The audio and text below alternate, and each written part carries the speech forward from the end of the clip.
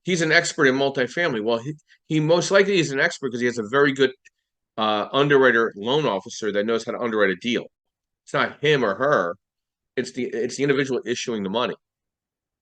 Maximizing the value of your investment is extremely important. Somebody else has to kind of to understand that. And you never want to over improve an investment property. You're going to be chasing that carrot on your investment for the next 10 years.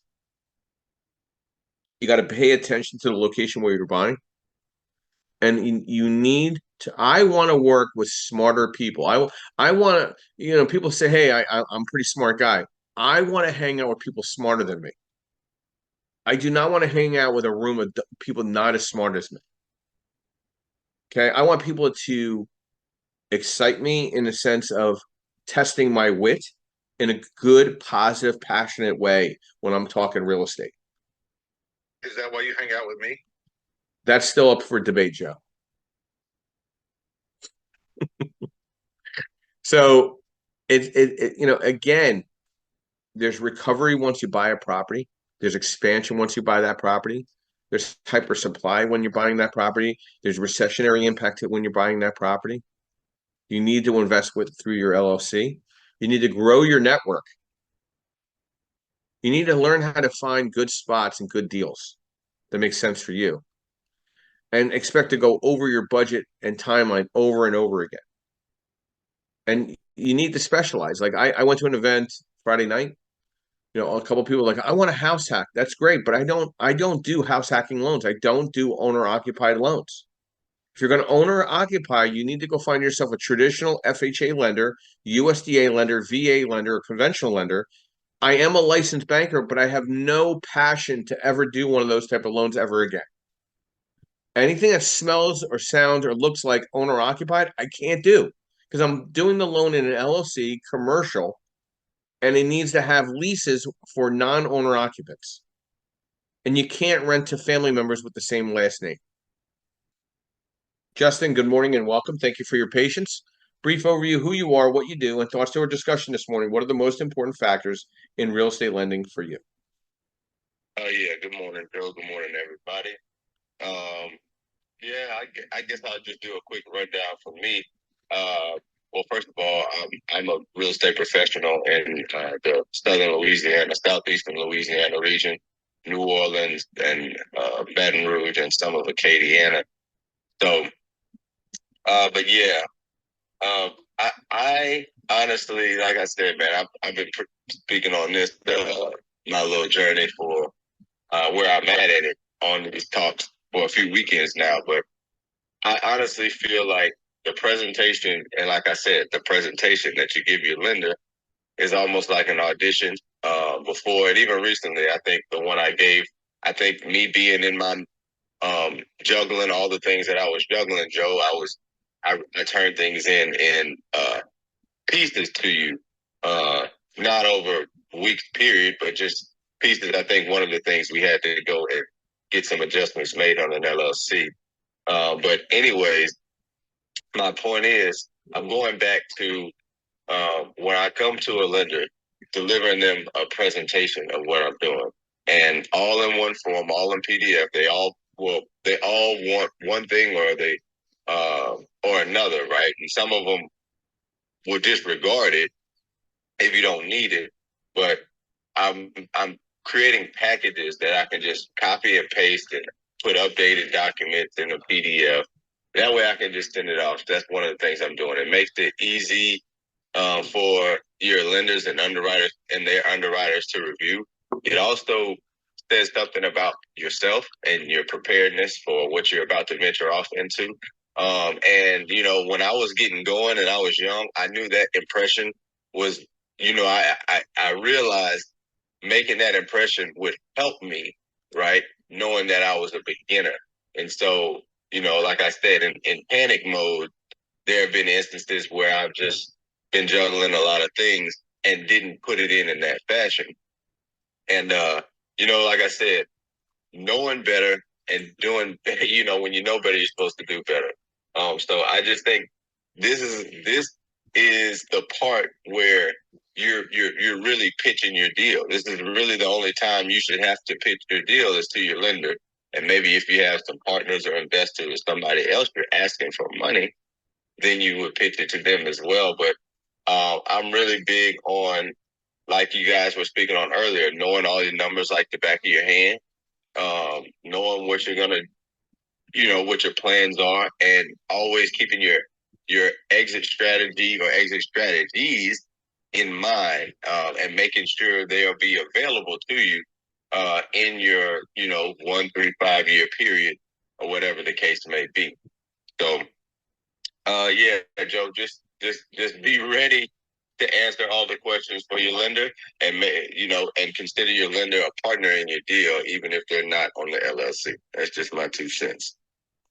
Thank you, Justin. And I always appreciate you being here. You've been part of this group right from the very first day, 2 years ongoing, and I really appreciate you being part of this growth of where we're at. From a start as the anti group, on Clubhouse. We went to a very integrous space and went really deep into it, and we started having events, and then we started getting into the podcasting and the marketing and things of that nature. And Justin's been there from the very beginning. My questions are very simple as a lender, right? And lenders should try to keep it simple. This is not very complicated. I know people want to tell you the story. And like I tell people, I'll listen to the story. No, I have no problem listening. I'll even put it on mute and let you talk to you. You can't breathe anymore. Okay. But at the end of the day, there's specific questions and specific answers, right? Basic information. Who are the borrowers? What are their full names? What's their credit score? What's their reserves? Checking, savings, retirement, lines of credit. What's the LLC name? What's the address of the property? What's the asset type? Single family through 4 family, 5+ units through 25+ units. Does it have a commercial blend of mixed use? What is the property? You should be able to tell me. Oh, it's a single family with an ADU. That means it's a single family and it has an ADU, but it's designated single family, and that's fine. Let's get to the root of what the property is. It shouldn't be that complicated. You're buying the property. I'm lending on the property. Don't you think I should know? Do you think do you want me to find out that it's incorrect 2 weeks down the road when we order an appraisal? No, you want me to know now, right? I want to then know, what is the loan type? Is it a standard debt service coverage ratio, refinance or purchase? Is it a bridge, fixed to rent? Is it a bridge, fixed to flip? Is it a bridge, fixed to rent or fixed to flip 1 through 4 units? Is it a bridge, fixed to rent, fixed to flip 5+ units? Or is it a fixed to rent, fixed to flip, mixed use with a commercial blend to residential? And remember, it should be at least 51% residential to your 49% commercial to get true asset-based lending options. I'm seeing more now investors either shrinking or eliminating the commercial presence in a lot of these properties and to going fully residential. They see the opportunity, and they see less of opportunity having a commercial presence as much as possible. Is it new construction? Is it a bridge from a bridge? Say you have a project that's in asset-based lending or direct, hard money, and you just didn't get the project done in a timely manner, and the loan's being called. Do you need another bridge? Right? I'm not a lender that does second position loans. I supposedly they exist. I don't have anything to do with that type of lending. I don't want anything to do with that lending. Okay, I know what I'm very good at, right? If you say there's somebody out there that's doing it, go to them. Why are we having a vast conversation on this? Because I can't do it, right?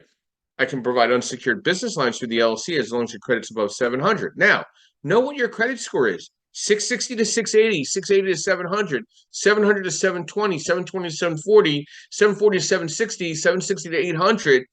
I'm telling you the rates are different. I'm also telling you that the leverage on DSCR is different. It's not I'm deciding on this. This is our industry standards. Remember, we're not regulated like a Fannie Freddie lender, but we have industry standards that we go by. We can't go into the gray of that. Right? And the timing of buying the property is very important. Flipping a property, you should be buying, if you're going to flip something for the spring market, when should you buy it knowing whatever the renovation cost and timeline is? Probably in the fall sometime. Because by the time you get it stabilized, CO, staged, re-inspected, warranties put in place, and listed by the licensed realtor, you're in April, May. When's the perfect time to put a student housing project up? You better have that thing ready by July. So you should be buying it the year before to make sure July is ready to rock and roll.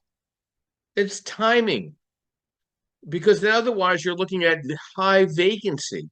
And nobody takes, it's really funny. I talked to a real estate agent, and I think he had a really good handle of this project.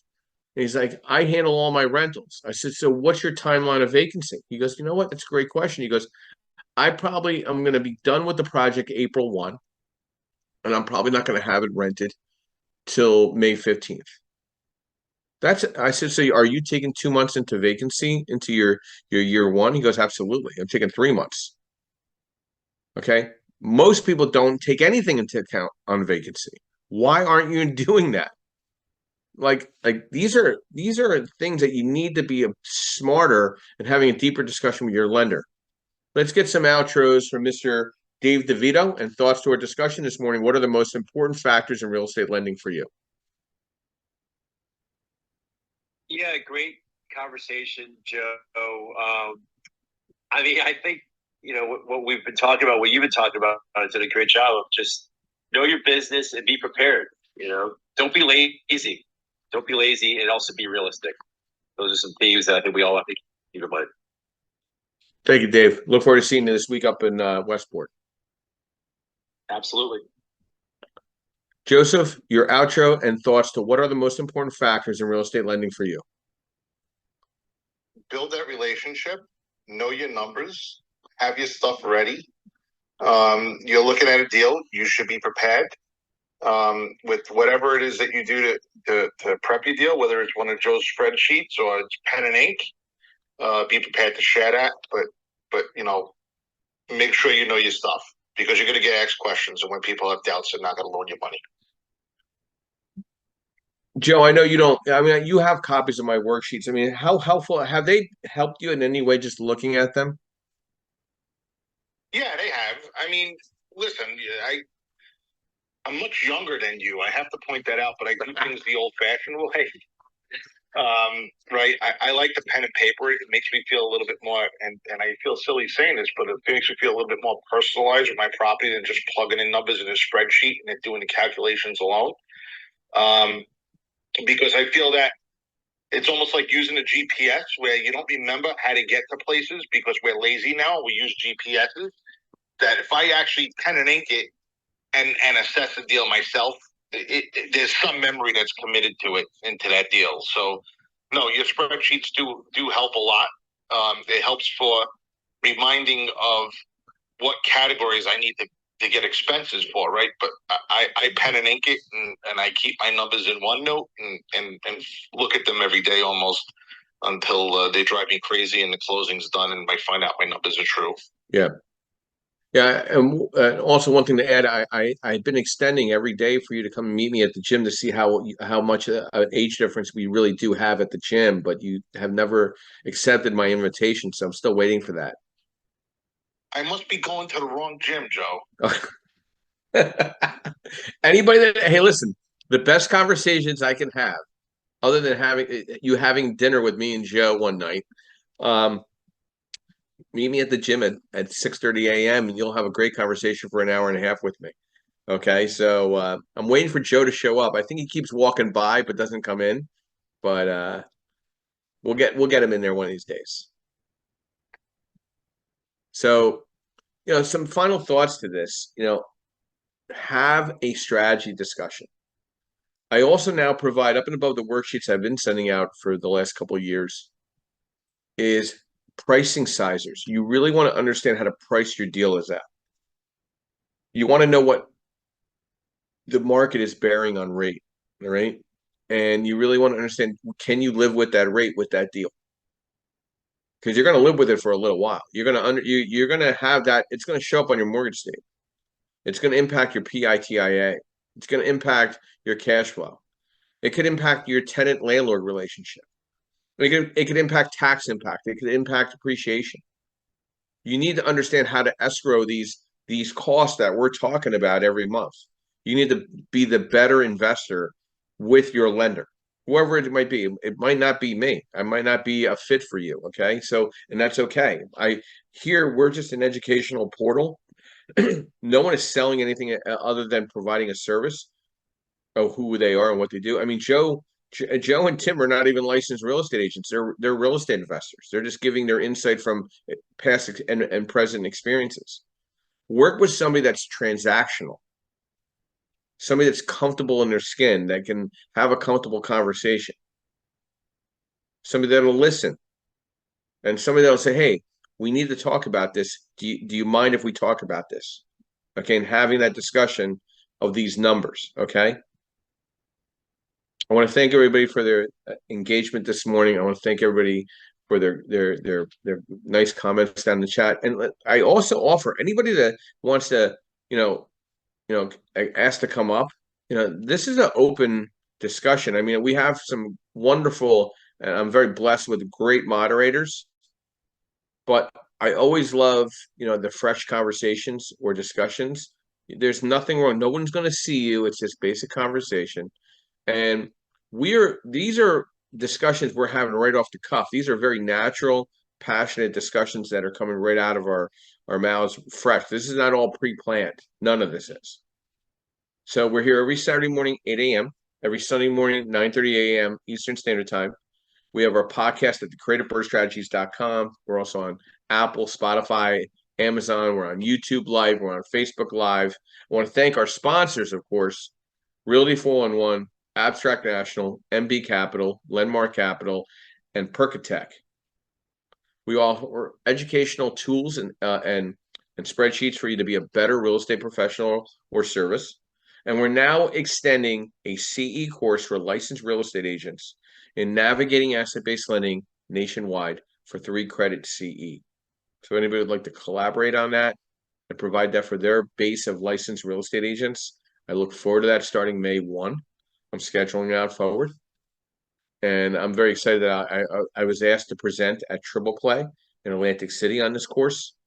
And when I told them, they're like, "Hey, how much are you charging to come and teach the class?" I'm like, "I don't charge." They're like, "Wait a minute, you don't want to get paid?" I'm like, "No, I get paid by my company." They're like, "Oh, let's do it." So it's like, no problem. So I am teaching it once, I think, at Triple Play. I'm teaching it also at the Delaware Realtor Association convention down in Dewey Beach, which I'm excited about as well. And there'll be other announcements coming up for the fall. But again, great discussion this morning with our moderators. Everybody have a blessed Sunday morning. And my quote this morning is, "When life is good, pray. When life is hard, pray. Never forget to pray." Amen. I'll be ending the room in the next 30 seconds. And thank you again, guys. Have a great day.